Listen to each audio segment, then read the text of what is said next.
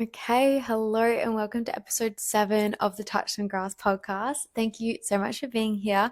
I'm your host, Grace Floyd, and if you're new here, we talk about all things holistic health, what it means to come home to yourself through true healing and do it in a way that feels true to you. I love to blend the joys of our modern world with ancient wisdom and bring that to you in a way that is hopefully enjoyable, valuable, and gives you some new perspectives on life and health and everything else. So let's jump in. This is part 3 of my 3-part skin series. Oh my gosh, this feels like it's been a long time coming to finish this mini skin series.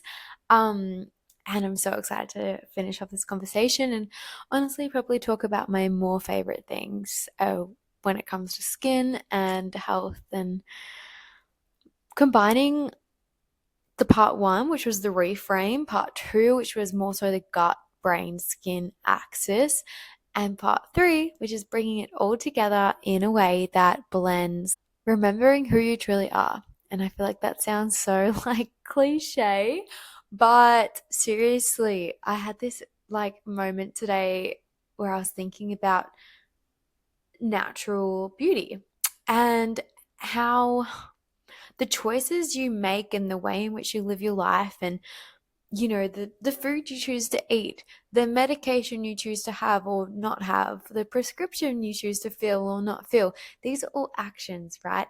And they all add up to, they all make your behavior, they all make your character. Your actions make up your character, not what you say you'll do, not who you say you are, but your actions make up your character. And if your actions are going against like the natural grain, then there's going to be some belief tied in with that like the natural way I am isn't right or needs to be fixed or my natural self isn't good enough and I need this external thing to fix my natural self. And that's where, when your actions align in a more natural way of life and combining the joys of the modern world with the ancient wisdom when it comes to how you live your life and the actions that you partake in, if they are ones that lead a more natural life, then of course you're going to have the belief of like, my natural self is my best self. My natural beauty is perfect. I'm perfect the way I am. My body knows how to heal. And if you want to start believing in your body's ability to heal, you're going to have to start to take some action that actually supports that belief. So if you really want to believe that, yet all your actions kind of go against natural living or natural beauty, then it's going to be really hard to enforce that belief and it's not actually going to feel true because your actions don't line up with that. So that is essentially like, I don't know why I thought that today.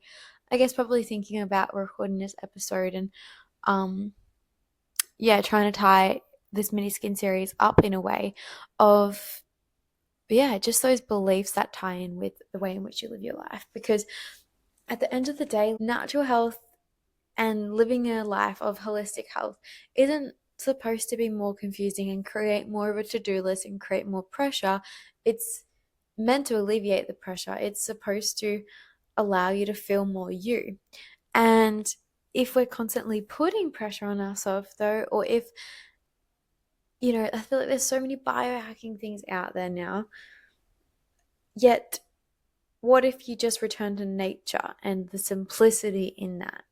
I was talking to someone the other day and they were telling me about this LED light therapy to help your eyesight. And they're like, yeah, you put it on between 7 and 8 in the morning.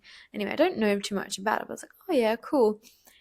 And then I was just like, why don't you just go outside when this, like in the morning to get some morning sunlight? Yet we've come up with a product to try and replicate nature. And this happens all the time, all around us. We try to replicate nature and create it in ways that is profitable and makes money and is a business. Like, but what if you just return to nature and that's the way it is? And it's like funny because that sounds so simple, doesn't it? But I think we are, again, this is all about programming. We're like sold this lie that things need to be complicated and it's all complex and there's so much in it.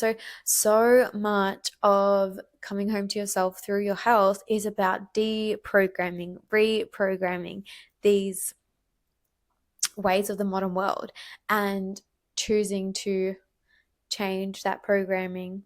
But you're not going to be able to change it until you're aware of it. So that's what I really want to focus on in this episode, is bringing a little bit more awareness to these like programs that are running the show. Not only your mind but your health, because like if I haven't made it clear enough already, they're very, very intertwined. So that's a little bit about what this episode is going to go into, as well as how skin is such an emotional journey. Like it's emotionally charged, and the beliefs underneath people who deal with problems with their skin, the beliefs underneath that in terms of being seen, being heard, all that kind of thing really run deep. And like, I don't know, I was thinking about this because the other day I was just like, wow, like my skin is so much better than it was a year ago, for example, or nearly a year ago, yet I still don't feel happy in my body. Yet when my skin was bad, all that I wanted was clear skin. And like now you have it, and I'm still not happy. There's something else I want to fix. There's something else I want to work on. And I was just like, wow, Grace, like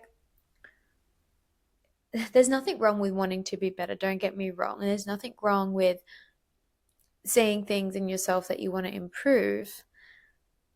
Yet doing it in a way that still loves yourself in the process is so important, and this comes from the right place. If you just focus on the physical and it's just about a look, it's not about a feeling, your goals when it comes to your health, and whether that is anything to do with your skin, if it's just focused on the look and not the feeling, then you're never going to really feel fulfilled with your health outcome.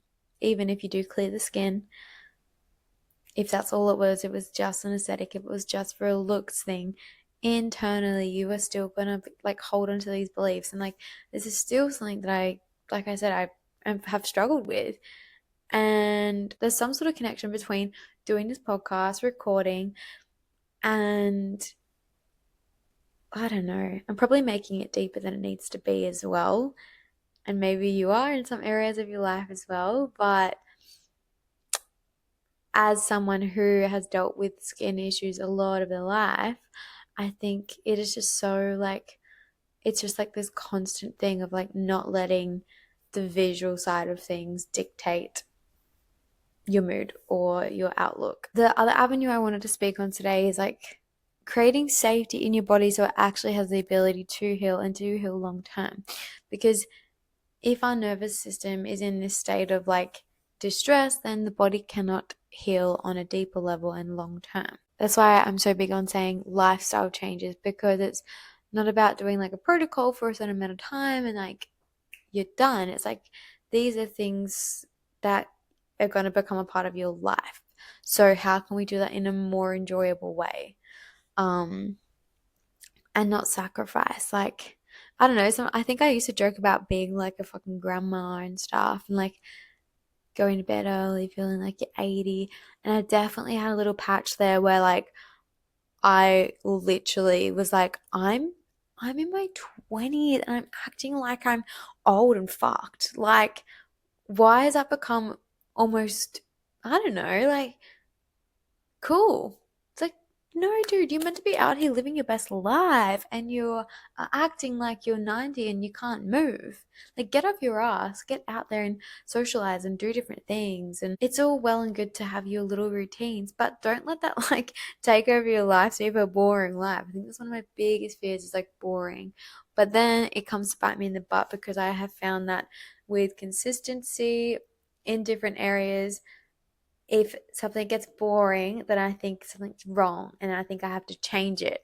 Whereas I'm slowly learning that sometimes things that are boring, it's okay for things to be boring, because it's like the compounding effect of those things being boring gets you the results that you want, especially when it comes to your health. And yeah.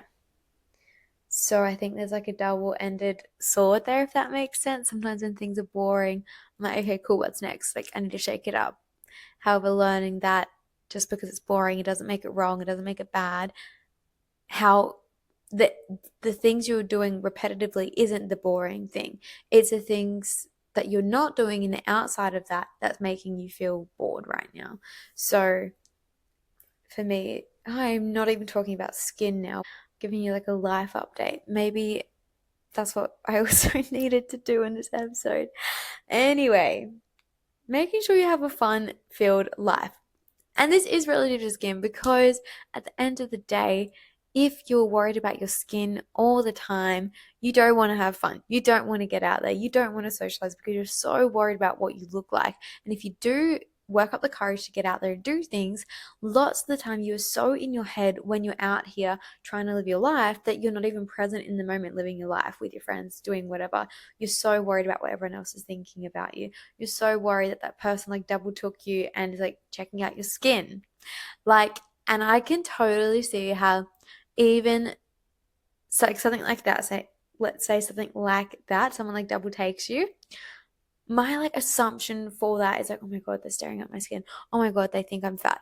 Oh my God, they think I have some disease. Oh my God, they think I'm contagious. So much negative assumptions come into my mind when people do something like that. And it's actually taken conscious effort to retrain those assumptions that I'm making in my head that, oh, maybe that person didn't double take me because I've got bad skin. My skin is actually clear and fine right now. So maybe they double took me because I look good. Like, what if it was that? And it's actually taken so much retraining to start to make positive assumptions rather than having this negative connotation attached to attention. And as well, like previously, always like I didn't want any attention because the attention that I would have got when my skin was bad was never for a positive thing. It was for like asking, oh, what's wrong with your skin? Or just getting those funny looks of people who are like trying to work you out while they're speaking to you. And well, they feel sorry for you. Like, you don't want people to look at you with pity. Like, people don't want that. Or you don't want the attention because you think they're making judgments about you. So that's been a really big thing for me to constantly work through and to like reprogram is like attention isn't always a bad thing and that people aren't out to get you. People aren't out to get you. They aren't out to make fun of you. And you've got to retrain that to help your skin get better faster as well.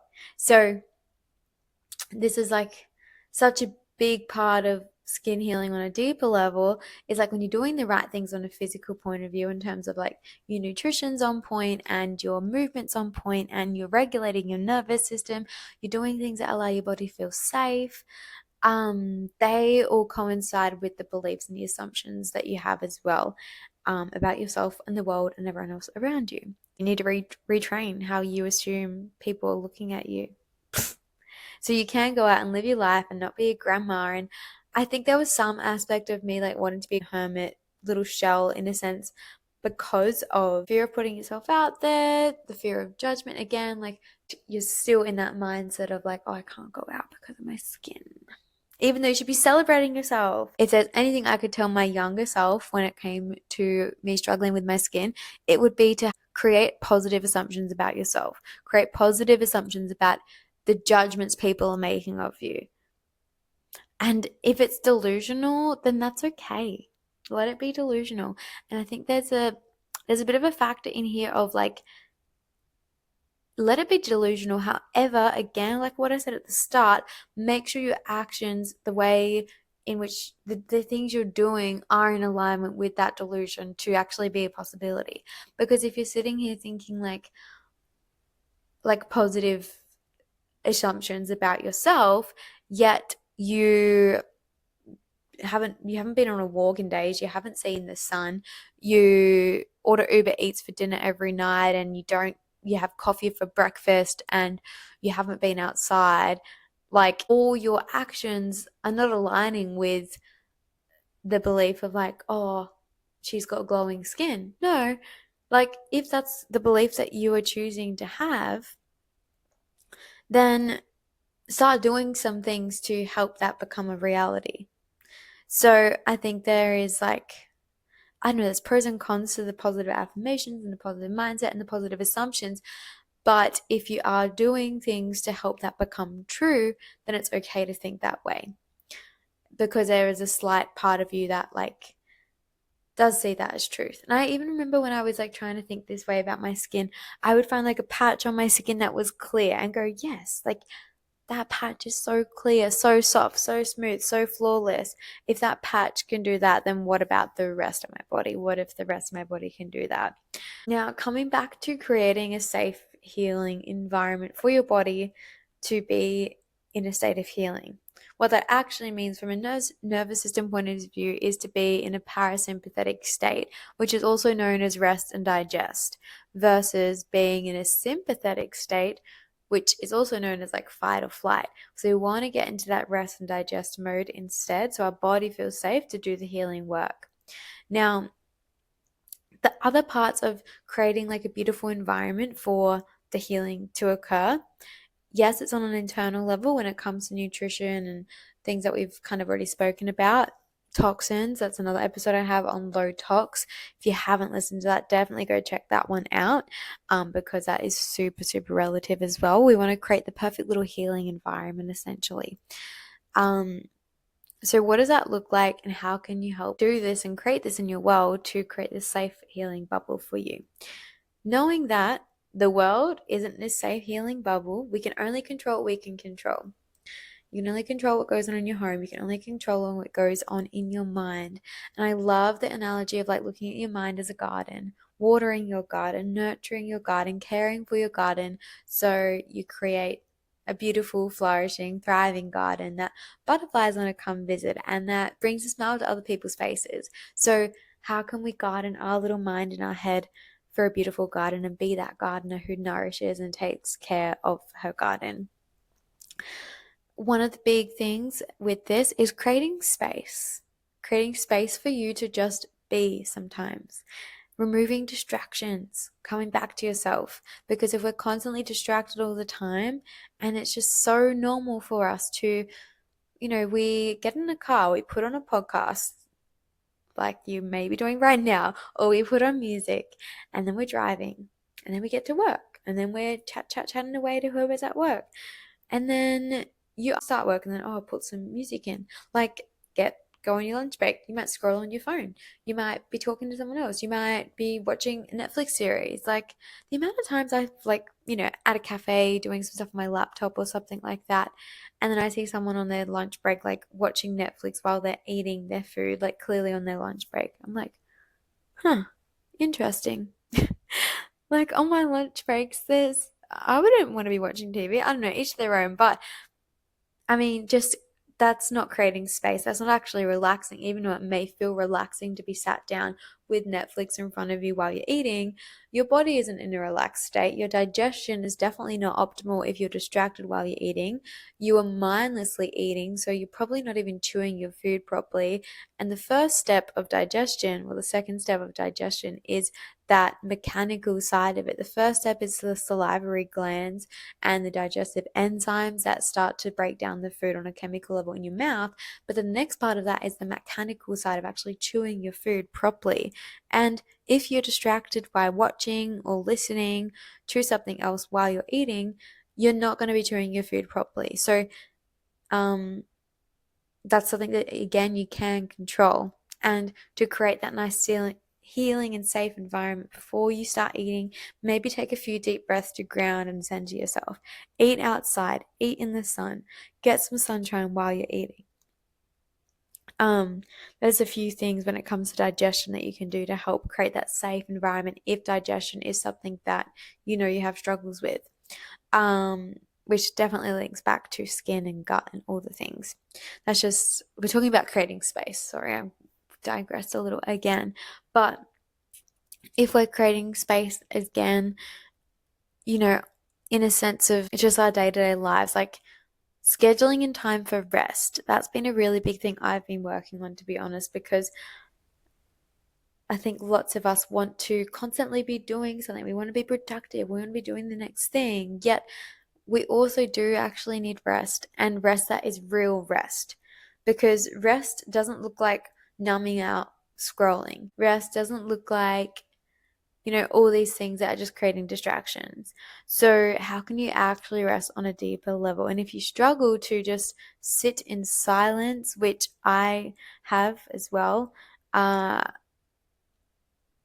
that's a sign that you need to do it probably. Just creating that space, scheduling in rest. Because if you schedule in like it's an appointment or like it's a meeting, then it's like, oh, or you schedule in your gym sessions or whatever it is. If you schedule in rest as well, it's like, oh, this is now like an appointment. I have to show up to that. And it's in the diary, it's in the calendar, whatever, however you organize your life. Like, if you actually schedule it in, then I've found that to be such a big winner because then I can do it without feeling guilty. And also, if I have done, if I actually stick to what I say I'm going to do, then I feel good about going to do that rest activity because I'm like, yeah, I can do that with a clear conscience that I've done the things I said I would do beforehand. Whereas if you procrastinated, or maybe if you didn't eat the way you said you were going to eat, you're dehydrated, you didn't move your body, you didn't get that work done, and then you're trying to rest, your mind's going to be going like, oh my God, I didn't do this, that, and the other. So, how can we optimize actually doing those things so you can rest like you scheduled in and do it guilt free? Because there's part of this, there's a nuance to this as well, because there was a time where I thought, I was like, right, I have to rest, I have to create, safety, healing environment, all the things. So then I was trying to do that, but I was almost trying to do that more often than doing something, which I would say I picked up this, like, I don't know, trying to be more spiritual or trying to be more regulated probably, and then I wasn't actually doing enough. I wasn't actually doing enough things um because I thought I was trying to regulate. I thought I was trying to be safe. So I almost went too far the other way.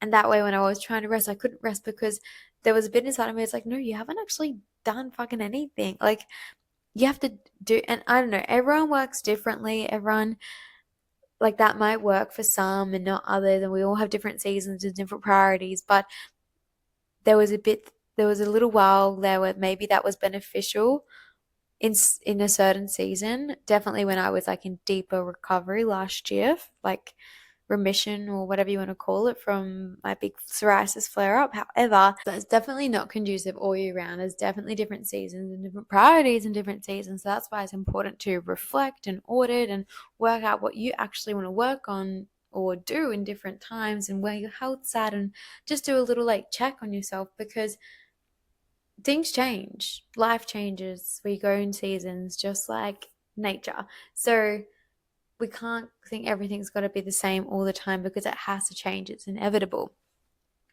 So basically, don't go too far the other side where you think you need to rest all the time and like just do the bare minimum, because again, everyone's different, but there's definitely some part of me that, and I think a lot of us would relate to this, that we feel this need to be productive. And I almost made that wrong and tried to like drill that out of me. So I was doing things that weren't productive on purpose to try and decondition the need to be productive. But that wasn't actually fulfilling for me. Like, there is that piece of fulfillment in doing things that are productive, doing things that move the needle, doing things that you see yourself improve, or getting stronger, getting faster if it's in a physical point of view, getting leaner, whatever it is. So yeah, there's like a bit of a nuance to it. Like, you can't go too far the other side, but you don't want to be too far on you need to be productive 24/7, because that's also not helpful. So where can you balance, where can you audit your current life, the season you're in, to meet yourself where you're at for right now, knowing that that can change down the track. And if you're at a point where, I feel like there are more often than not, people struggle from burnout. Like, I feel like that's such a common thing that gets thrown around these days. But I wonder if this burnout, I wonder if that's actually to do with like you are simply doing too many things that don't fill your cup or don't actually give you any fulfillment. Because when you are busy doing things that you love, I shouldn't use the word busy, when you're full doing the things that you love, then it creates a different type of energy. But if you're busy doing things that you actually don't enjoy, things that you just say yes to because you feel like you should, then of course you're going to burn out. So again, there's like such a interesting balance between doing too much and doing not enough. Like, yeah, are you doing too much of shit that you don't enjoy, or like too many things that drain your energy? Because it's just all about priorities as well. I'm so glad I've come to this point in my life almost where I feel like I'm just so aware of what I choose, even the negative things, and even the way the areas in my life that I'm not totally content with. I'm like, that's on you, that's on me. I'm take full responsibility for that. Am I doing anything about it? Cool. If you are, great. If not, fucking do something about it. And that like responsibility weight, it can sometimes feel a lot. However, it's so much more like when you can just own that and go like, oh, it's actually just me not prioritizing rest, for example, or it's actually just me not prioritizing uh getting in nature. Like, cool. It like removes the stress and removes the overwhelm because you just take simple responsibility for it. Like you're just owning up to it. And I feel like that's why like that saying honesty is the best policy. Like that's so simple. When you're honest to yourself, oh my gosh, it just like removes the lie that you're trying to tell yourself. So circling back to creating space and to creating this conducive healing environment comes down to those types of things as well. Because at the end of the day, you know, we've got to work, we've got to make a living, we've got to do X, Y, and Z. So, how can you just like do it in a way that actually suits you and your goals? Now, if you're still like, I just don't understand how to rest, there are definitely some ways in which you can listen to a guided meditation or a guided visualization or non-sleep deep breaths, which is NSDR, yoga nidra. Like there are some really cool things out there like that. So find what works for you. It could be breath work as well. Like there are so many different things out there now to try to see if it floats your boat. And on that as well, I'll say like, don't just try something once and go, oh no, not for me. Like yeah, if you've never done something like that before and you do it and you don't like it, you're human. Like you're probably not good at it, so you probably don't like it. Like we generally speaking, we don't like things we're not good at. So there's so much resistance to it. So if you do it once and it's like not it, don't totally reject it. Like go like you may just need to try it again in a different way with a different perspective. And you need to want to make it work. You need to want it to work and believe that it can work. So if you don't believe in meditation, don't fucking meditate. If you don't believe in yoga nidra, don't do yoga nidra. But if you believe in going for a sauna, by all means, go for a sauna. And then hopefully you'll start to trickle in to believe these other things as well. Also, some other ways that you can get support with this through the Glow method. I have a whole module on guided visualizations and all those types of things where you can listen to some things to help you get in that state of deep rest or just to help you quieten your mind and open your heart, quieten your mind. It's such a good reminder to quieten the mind, open the heart. Anyway, now something I had written down here. Slow is smooth and smooth is fast. There have been so many analogies I've learned through my sport, which is surfboat rowing, and one of the biggest ones is slow is smooth and smooth is fast. Because if you imagine if you've been on a rowing machine or a ski erg, you'll know that if you go like a million miles an hour, you're not really going to get that far, are you? You don't have the time to like apply the pressure, to put the power in, to do the movement, to get the most out of it if you're trying to go a million miles an hour. So if you slow down a little bit, work on your technique so it's smooth. With I feel like sport and gym, like there's just so many good analogies in life that come from these types of things. And yeah, so if you slow it down to do it smoothly, apply the pressure, apply the power, do it smooth, that actually means you're going to be going fast. You're going to be getting good results. So even if it feels so slow, If it's smooth, it's going to be fast. Slow is smooth and smooth is fast. So remember that when it comes to healing and slowing down in this world that prioritizes being busy and moving fast paced all the time, sometimes slowing down is actually the thing that you need to move the needle the most, to get there quicker. Because if you're trying to go a million miles an hour all the time, you're probably going to miss getting where you want to get. But if you slow down, go smoothly, then you'll get to where you want to be. Now, circling back to like the emotional layer of skin, a big one I feel like is the emotional charge that we hold onto skin and the deep feelings that we feel about ourselves and the world based on what our skin looks like. If male, female, whoever you are, like now live in a world that you see what you look like all the time. You open your camera, you open your phone. Like something I love about camping, and I remember realizing this on school camp in like, I don't know, grade 9 or 10 or something, was like, oh my God, I haven't looked at my reflection in a whole week. Like we would have week-long school camps at high school. And I remember I just have this vivid memory of going, oh my God, I haven't worried about what I look like the whole week because I haven't had my phone, haven't had a mirror around me, and it's felt so good. So when you're in an environment that doesn't have those things that give you the opportunity to worry about how you look, you just don't worry about what you look like and you're just enjoying the moment. And I wonder how we can give that to ourselves in this world.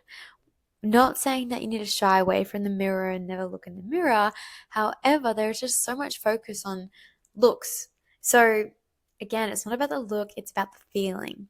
So how can we focus on the feeling? Because that feeling of like not being worried about what you look like is so fulfilling, and it allows you to be more present in other areas of your life that if you were focusing all your energy on what you look like, you've got no more energy to actually experience joy. And the energy that you're spending on worrying about what you look like, the worry, the shame, the guilt, there's a lot of shame around skin. There's a lot of shame around how we look. So if you're feeling shameful, and the frequency of emotions as well, shame is one of the lowest vibrational emotions we can feel. And if you're new to this whole vibrational side of things, remember that vibration isn't just like a woo-woo thing. It is also science.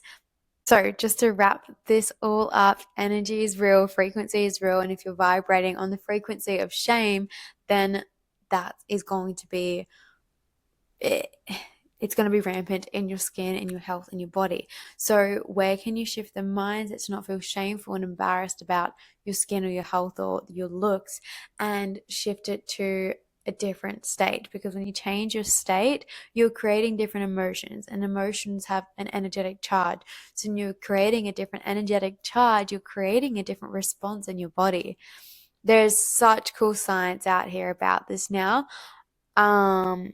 When it comes to the ripple effect of emotions and what that actually does on a physical level, there's so much feedback of a positive frequency, of positive emotions, of being around other people who are supportive of that as well. Hello, if you are watching, you would have just gone, what the heck, the screen's just gone black. I have run out of storage on my phone. Lol. So I've transported the end of this recording just on my phone for the audio. Classic. Anyway, I'm going to wrap things up here now because of that little intermission. But thank you so much for joining, as always.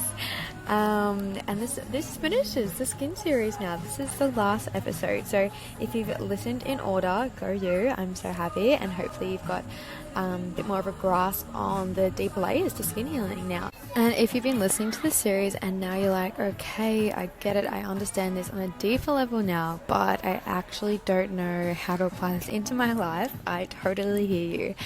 This is exactly the work I do inside my one-on-one coaching space through the Glow method. because skin healing, as you know now, isn't just about what you eat or what you put on your skin. It's your nervous system, your beliefs, your lifestyle, your environment, your entire way of being, and that's what the Glow Method is. It's a holistic, personalized approach where we look at your body, your patterns, your habits, your emotions, and bring it back into alignment so your body actually feels safe to heal. So if you're someone who's ready for that kind of support and you're done trying to piece it together all on your own, you want some guidance, some structure, and someone in your corner who actually gets it from a personal experience point of view and a qualification point of view, I'd love to invite you to book in a free call with me to have a little chat just about what's been going on for you, where you're at, and whether this kind of support is the right fit. You can find the link in the show notes, and honestly, even if nothing comes from it, you'll walk away with clarity on your next steps. So if this is your sign, take it, and I can't wait to chat to you soon.